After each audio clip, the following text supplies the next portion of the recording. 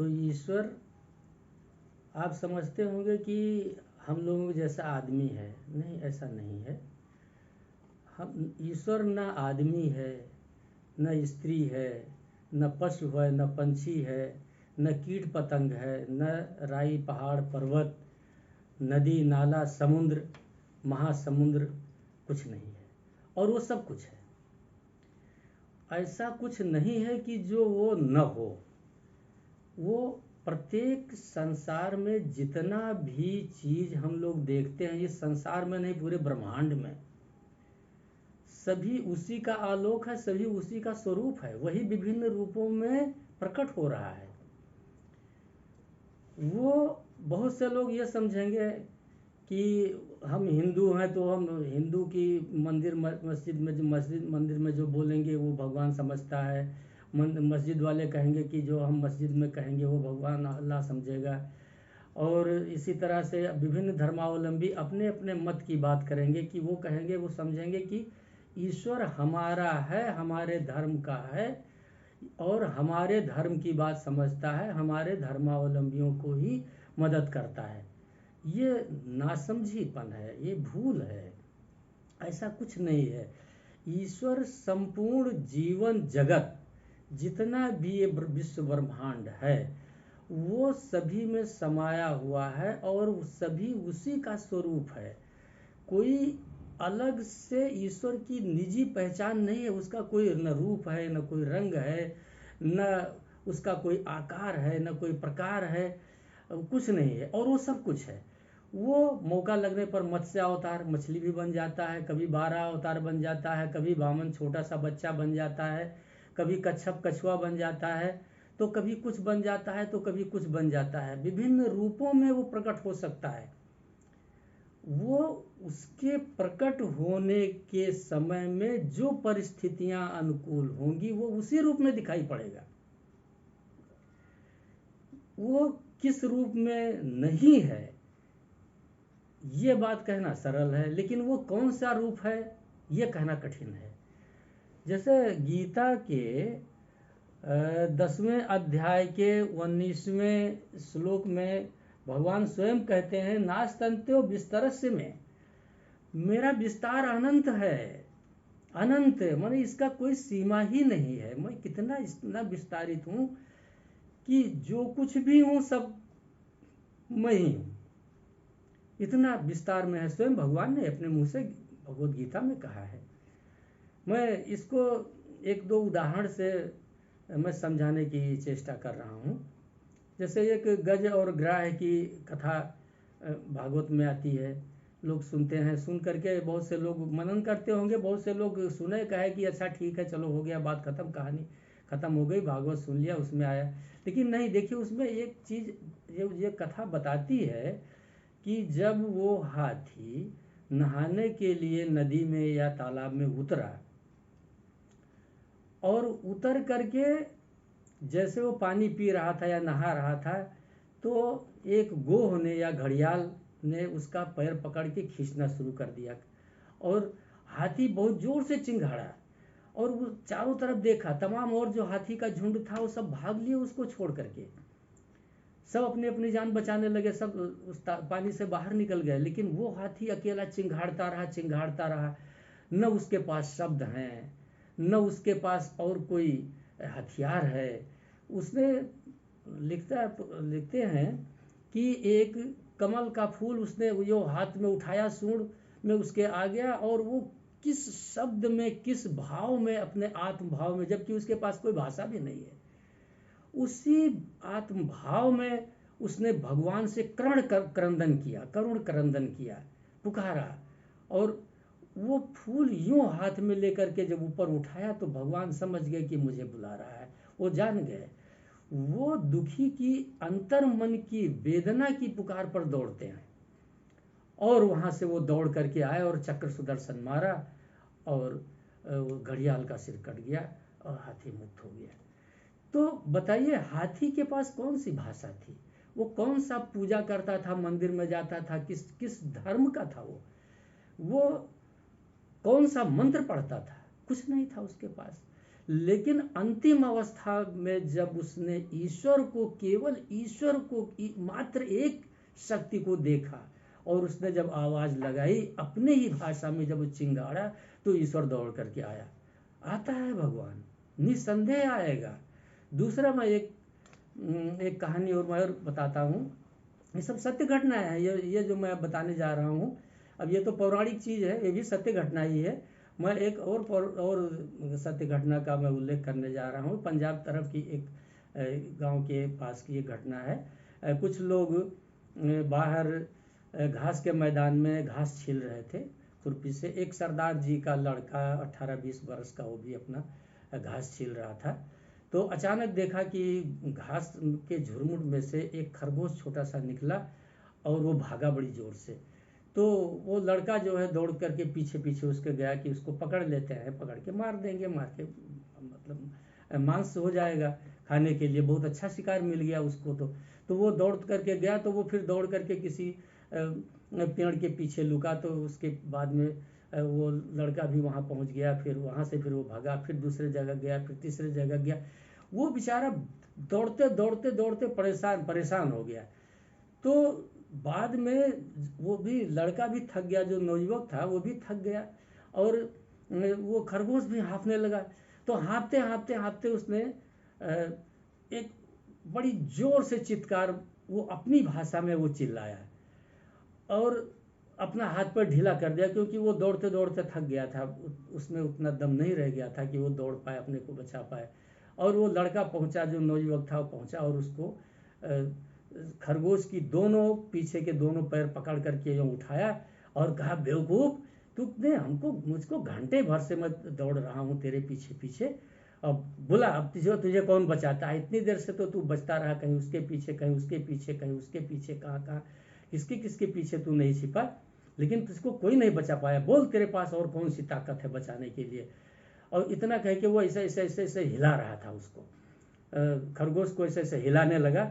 और एक हाथ से उसने अपना कमर में बंधा हुआ कटार निकाली और ऐसे उसको मारने के लिए जो जैसे जैसे उठाया, जोर से मारा। और उसी समय वो फिर दोबारा बहुत जोर से चीखा, खरगोश बड़ी जोर से चीखा। तो हुआ क्या कि दाहिने बाएं हाथ से उसको उसने पकड़ के लटका रखा था। दाहिने हाथ की कटार जो वो खरगोश पर मारना चाहता था, मारा था उसने, वो कटार उसी के अपने ही हाथ में यहाँ पर ये घुस गई, नली में घुस गई। और बड़ी जोर से चीखा, वो लड़का जो नौयुवक था बड़ी जोर से चीखा, और वो उसके हाथ से वो खरगोश का बच्चा छूट के गिर गया, और खरगोश का बच्चा भाग गया, और वो अपना ही हाथ पकड़ करके बैठ गया, अपने हाथ से चाकू निकाला किसी तरह से, और फिर चिल्लाने लगा। फिर और लोग दौड़ के आए, फिर उसके हाथ में मलहम पट्टी किया, फिर अस्पताल गया और बच।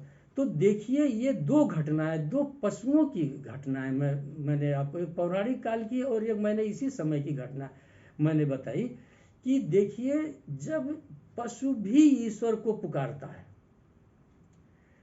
जोर से जब पुकारता है, जब वो देखता है कि अब कोई नहीं है सहारा, अंतिम आश्रय, अंतिम सहारा ही जब वो ईश्वर को मान लेता है, तो ईश्वर निसंदेह दौड़ता है। ईश्वर ने कहा है, गीता में भगवान ने स्वयं ही कहा है कि तुम सर्वस्व अपना मेरे ऊपर छोड़ दो, और तुम्हारे जो भी कर्म हैं उसका फल जो मैं देता हूं, मैं दूंगा, अवश्य दूंगा, बशर्ते कर्म आपके अच्छे होने चाहिए। आपके अपने कर्म गलत नहीं होने चाहिए। आपको गलत उद्देश्य से आपको ईश्वर को नहीं पुकारना है। आपको अच्छे उद्देश्य के लिए, अच्छी बातों के लिए ईश्वर को पुकारेंगे तो निसंदेह ईश्वर दौड़ के आएगा। तीसरी घटना भी मैं महाभारत काल की मैं आपको बता रहा हूं। सब लोग परिचित हैं द्रौपदी चीरहरण से। ये दो पशुओं के बाद मैं एक मानवीय घटना में बता रहा हूं। पांडव जुआ में, छल के जुआ में, छल कपट में हार गए, अपना राज्य हार गए, सब चीज हार गए, यहाँ तक कि अपनी रानी को, द्रौपदी को भी हार गए युधिष्ठिर महाराज। दुर्योधन जीत लिया, और दुर्योधन ने कहा कि द्रौपदी को पकड़ करके खींच करके लाओ, और इस सभा में उसको नंगी करके मेरे जांघ पर बैठा दो। भरी हुई सभा में, दरबार के अंदर इस तरह से जब उसने आदेश दिया, द्रौपदी खींच के लाई गई। पकड़ के लाई गई और उसको जब बैठाने के लिए मतलब उसको नंगी करने के लिए कहा कि इसको निर्वस्त्र कर दो, तो द्रौपदी ने पहले तो महाराजा की तरफ देखा, धृतराष्ट्र बैठे थे अंधे, गुरुओं की तरफ देखा, सबके तरफ आशा भरी नजरों से देखा कि सब लोग तो ही हैं, मुझको क्या होगा, कौन कौन मेरा चीर हरण करेगा, मुझको निर्वस्त्र कौन कर सकता है, इतनी भरी सभा में इतने लोग बैठे हैं। लेकिन कोई कुछ नहीं बोला, न महाराज कुछ बोले, न तो भीष्म पितामह जैसे बोले, न द्रोणाचार्य बोले, कोई कुछ नहीं बोला। फिर अपने पतियों को देखा, सबको, गांडीव धनुर्धारी अर्जुन को देखा, सभी लोग सब सर नीचे कर लिए, जिसके तरफ वो देखती थी सब नीचे कर लिए। फिर बाद में जब पकड़ करके दुशासन उसकी साड़ी को खींचने लगा तो उसने अपने हाथ को अपना बल लगाना उसने शुरू किया और कि खींचना, वो दुशासन उधर से साड़ी खींचे, ये अपनी साड़ी की रक्षा के लिए अपनी साड़ी को खींचे। लेकिन अब एक नारी और एक महाबली योद्धा के सामने उसको कहाँ तक उसका जोर चल सकता था। उसका उपाय नहीं चला, साड़ी खींचने लगी, उसका हाथ छूट गया तो फिर उसने दांत से पकड़ लिया और उसके बाद में दांत से भी कितना देर तक दांत उसका साड़ी को रोके रखता, तो बाद में उसके दांत से भी साड़ी छूट गई, साड़ी फट गई और उसके बाद में वो साड़ी तो अब अंतिम अवस्था आ गई द्रौपदी के लिए। अब न राजा, न उसके बलवान पति, न गुरु, न कोई भी नहीं बचा संसार में जो उसकी लाज की रक्षा करे। अंतिम अवस्था, अंतिम, बिल्कुल अंतिम। तो देखिए हुआ क्या कि जब तक के सभी का सहारा था और लोगों का सहारा था, तब तक के कहीं से ईश्वरीय शक्ति या ईश्वरीय सहारा उसको नहीं मिला। लेकिन जिस समय द्रौपदी का अंतिम दांत का भी सहारा छूट गया, हाथ का भी सहारा छूट गया, किसी का भी सहारा नहीं रह गया, तब वो चीखी जोर से कि हरे कृष्णा कृष्णा, केवल एक सहारा, एक नाम का सहारा। तो जब उसने कृष्णा कहा तो द्वारिकाधीश का सिंहासन हिल गया और वही द्वारिकाधीश, वो भगवान कृष्ण, वो वस्त्र के रूप में प्रकट हो गए, साड़ी के रूप में प्रकट हो गए। क्योंकि उनका ईश्वर तो किसी भी रूप में, मैं तो बता ही चुका हूं, किसी भी रूप में प्रकट हो सकता है। वो साड़ी के रूप में प्रकट हो गए, वस्त्र के रूप में, और इतनी साड़ी बढ़ती गई, इतनी बढ़ती गई, इतनी बढ़ती गई कि दुशासन जैसा, लिखा है कि 10,000 हाथियों का जिसके पास बल था वो थक गया। द्रौपदी भरी सभा में नाचती रही, कपड़ों का ढेर लगता चला गया और साड़ियों का ढेर लगते आखिर दुशासन थक करके बैठ गया, हाँफने लगा। तो ये हालत हुई। तो ईश्वर की कृपा, दैवी अनुग्रह तब होती है जब आदमी निसंकोच, निस्वार्थ भाव से केवल एक ईश्वर को पुकारता है। जब तक उसको दूसरे का सहारा रहता है, वो दूसरे की तरफ देखता है और ईश्वर को भी देखता है कि ईश्वर मेरी सहायता करे, और सोचता है कि फलाने मेरी सहायता कर दें, तो सहारा वो दूसरे का करता है और आवाज वो ईश्वर को देता है। तो ईश्वर कहता है कि ठीक है, सहारा देने वाला तो है ही है। तो लेकिन जब अंतिम अवस्था हो जाती है और आदमी के पास या जानवर के पास, पशु के पास जब कोई सहारा नहीं रह जाता है, अगर वो वास्तव में ईश्वर को उस समय अंतिम अवस्था में पुकारता है, खुले दिल से पुकारता है, तो किसी भी भाषा में बोले, कोई मंत्र न भी बोले, कोई नाम भले ही न बोले, कोई शब्द भले ही न बोले, लेकिन अगर वो याद करता है सच्चे मन से, निसंदेह ये तीसरी घटना जो मैंने बताई, ये सिद्ध करती है कि ईश्वर की मदद, ईश्वर का सहारा, सहयोग, कृपा तत्क्षण मिलती है, उसमें विलंब लगता ही नहीं है, किसी तरह का कोई संदेह करने की जरूरत ही भी नहीं है। तो शास्त्र ही जब इस बात को कहते हैं, महाभारत, भागवत कहती है, भगवत गीता कहता है कि ईश्वर को आप सच्चे मन से याद करिए, ईश्वर को आप निश्चल मन से याद करिए, ईश्वर को आप इस तरह से याद करिए कि आपके कर्म जो हैं वो पूजा बनते चले जाएं, आपके हर कर्म पूजा बनते चले जाएं। अच्छे उद्देश्य के लिए आप भगवान को अगर याद करेंगे तो भगवान निसंदेह आपकी मदद करने के लिए आएंगे। ये शास्त्र का भी प्रमाण है और लौकिक प्रमाण भी है, और इस बात को कहीं पर भी आजमाया जा सकता है कि ईश्वर को अगर याद किया जाएगा तो ईश्वर निसंदेह मदद करने के लिए आता है। इसमें संशय करने की कोई जरूरत नहीं है। एक प्रमाण मैं आपको और देना चाहता हूं। ये हरिद्वार एक टीम गई थी तीर्थाटन करने के लिए, तो ऋषिकेश लोग जा रहे थे। तो एक महिला, वो भगवान की ज़्यादा आस्था भगवान के ऊपर रखती थी और नारायण नारायण नारायण कहा भी करती थी हर समय। तो वो हरिद्वार में एक टैक्सी उन्होंने रुकवाई और उस पर बैठ गई। उनके फैमिली के लोग थे, 4-5 लोग थे, बैठ गए। तो टैक्सी वाला चल दिया, थोड़ी ही दूर गया होगा और टैक्सी घर घर घर घर करके रुक गई। तो वो सब उतर लिए, टैक्सी वाला उसको बनाने लगा, लेकिन वो टैक्सी नहीं ठीक हो पाई और ये सब अपना फिर वापस चले आए। थोड़ी दूर पर फिर बैक में जहाँ से टैक्सी स्टैंड था वहाँ चले आए। टैक्सी वहाँ ठीक हो गई और उसके बाद में टैक्सी स्टार्ट करके वो टैक्सी वाला अपना लेकर के ऋषिकेश के तरफ जाने लगा, चला गया, अकेले चला गया। तो अब ये लोग फिर अपना दूसरी टैक्सी पकड़े और दूसरी टैक्सी से जब ये लोग जा रहे थे तो ऋषिकेश के रास्ते में एक जगह जब ये लोग पहुंचे तो क्या देखते हैं कि जो वो पहली वाली टैक्सी थी, वो टैक्सी एक छोटे से टीले पर से, एक ऐसे कहीं मोड़ था, उस मोड़ पर से और नीचे गिर गई, लुढ़क गई। और ड्राइवर अकेला था ड्राइवर, तो वो तो किसी तरह से बच गया, लेकिन टैक्सी सब टूट फूट करके सब खत्म हो गई। तो जब ये लोग पहुंचे, दूसरी टैक्सी में लोग वहां पर पहुंचे, तो देखा तो वो ड्राइवर हक्का बक्का खड़ा था, बिल्कुल तुरंत 1-2 मिनट पहले वो घटना घटी रही होगी। अब ये लोग भी वहां पर रुक करके, और लोग भी वहां पर रुक करके देखने लगे क्या हुआ, कैसे हुआ। तो बाद में ये लोग तो देखे तो वही टैक्सी है, वही ड्राइवर खड़ा है। तो उसको ड्राइवर का, उसको भी चोट वोट आई थी, उसको निकाले सब लोग किसी तरह से बाहर किए।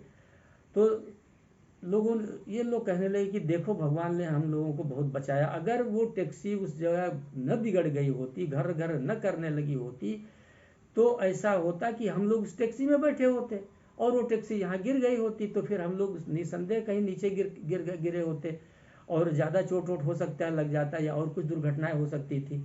और ये तो ड्राइवर बेचारा अकेला था, तो किसी तरह से भगवान ने इसकी रक्षा कर ली, ये बच गया, अपने को इसने बचा लिया। तो ये भी देखिए होता है कि भगवान अगर रक्षा करना होता है तो वो कुछ न कुछ, अब देखने में तो बुरा लगा होगा शुरू में कि ये तो टैक्सी ही बिगड़ गई, ये तो ऐसा हो गया, तो ऐसा हो गया करके इस तरह से, लेकिन हुआ तो आखिर में उन तीर्थयात्रियों के लिए तो भगवान ने तो अच्छा किया था। अगर वो टैक्सी न बिगड़ गई होती तो इन लोगों की हानि हो जाती, टैक्सी बिगड़ गई तो इन लोगों का जीवन बच गया। तो ईश्वर रक्षा करने का उसके पास तमाम साधन है, तमाम उपाय है, और वो किस तरह से आपकी रक्षा करता है ये वो जाने, ये आप नहीं जान सकते हैं, हम लोग नहीं बता सकते हैं कि वो किस तरह से हमारी मदद करने के लिए आएगा। तो विभिन्न रूपों में, विभिन्न चरणों में, विभिन्न काम के द्वारा अगर हमारी आस्था और विश्वास उसके ऊपर जमा हुआ है तो वो विभिन्न अवस्थाओं में अपने तरीके से वो रक्षा करता है। हम लोग जो तरीका चाहते हैं कि इस तरीके से हमारी रक्षा हो जाए, या इस तरीके से हमारी भलाई हो जाए, या इस तरीके से हमारा कल्याण हो जाए, ऐसा कोई जरूरी नहीं है कि जो हम चाहें भगवान उसी तरीके से हमारी भलाई करे। तरीका अलग अलग हो सकता है, भगवान को जो तरीका उचित लगेगा, जिस तरीके से आपका कल्याण होगा, भगवान वो तरीका अपनाएगा।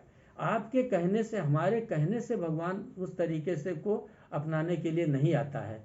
तो इस बात को आप लोग ध्यान दीजिए कि ईश्वर हर किसी की मदद के लिए, चाहे आदमी हो, पशु हो, पंछी हो, पहाड़ हो, नदी हो, नाला हो, समुद्र हो, कोई भी हो, पत्थर हो, सभी के लिए ईश्वर है। ईश्वर सभी का है, सभी के लिए कल्याणकारी है, सभी को अपने अपने कर्मों के अनुसार ही फल मिलेगा। हम अगर ईश्वर को पुकारेंगे, बुलाएंगे, अगर हम ईश्वर को याद करेंगे तो निसंदेह वो आएगा, वो मदद अवश्य करेगा। वो वचनबद्ध है, गीता में उसने वचन दिया है, पुराणों में उसने वचन दिया है, वो स्वयं वचनबद्ध है कि जब जब आप मुझको बुलाएंगे मैं हर कीमत पर मैं तुरंत पहुंचूंगा। जिस समय निहायत संकट की घड़ी होती है उस समय वो अपना प्रतिनिधि नहीं भेजता है, उस समय वो खुद दौड़ता है, पैदल दौड़ता है, सिंहासन छोड़ के दौड़ता है, अपनी गद्दी त्याग के दौड़ता है, किसी भी अवस्था में वो खाना छोड़ के दौड़ पड़ता है। तो ईश्वर को हम लोग अपने दिल से, अपने हृदय से, अंतर आत्मा से और बिना किसी लोभ लालच के, बिना संदेह किए, संदेह न करें, इस तरह से भजें। अगर हम लोग संदेह करेंगे कि पता नहीं आता है कि नहीं आता है, होता है कि नहीं होता है, इस तरह से अगर सोचेंगे तो हो सकता है कि आपको मदद न भी मिले। मदद तो तभी मिलेगी जब आपके मन में संदेह न हो। मदद तभी मिलेगी जब आप बिल्कुल उसी के ऊपर आश्रित हों। मदद तभी मिलेगी जब आपको ईश्वर के अलावा दूसरा कोई सहारा नजर न आता हो। लो इस तरह से आप लोग अपने को ईश्वर के प्रति समर्पित करें, ईश्वर के साथ में अपने को जोड़ें, ईश्वर की उपासना ऐसा करें कि आप उसके करीब हो जाएं, आप ईश्वर से आपकी चीन पहचान बढ़िया बन जाए और जब आप बुलाएं तो वो दौड़ा दौड़ा आए। बस इतनी सी मेरी बात है आज के दिन, और इस बात को आप हृदयंगम करें। मुझे विश्वास है, मुझे भरोसा है कि आप इस बात को मानेंगे और इस बात को आप आजमा के देख लीजिए। निसंदेह आप किसी भी वक्त जरूरत पर भगवान करे आपको किसी तरह की कोई परेशानी कभी न पड़े, लेकिन आप पहले से ही सतर्क और सावधान अगर रहते हैं और हमेशा ईश्वर में दत्तचित्त रहेंगे तो निसंदेह अगर आपको बाई दी वे कहीं संकट भी आ जाएगा तो आपको वही याद आएगा और आप उसी के ऊपर आश्रित हो जाएंगे। आपको नए सिरे से भगवान से चीन परिचय करने की जरूरत नहीं पड़ेगी, आपके मन में संदेह भी नहीं रहेगा। तब अगर आपका पहले से लिंक बना हुआ रहेगा तो आप संदेह रहित रहेंगे। आपको ये विश्वास रहेगा कि ईश्वर मेरा है, मेरे बुलाने पर वो आएगा और हमेशा मेरे साथ रहेगा, हमेशा वो मेरी रक्षा करेगा, हमेशा मेरा सहयोग करेगा। इस बात से आप विश्वस्त भी रहेंगे। तो विश्वसनीयता बनाने के लिए आपको ईश्वर के सानिध्य में ईश्वर के नाम का जप, स्मरण हमेशा करते रहना चाहिए। धन्यवाद, नमस्कार।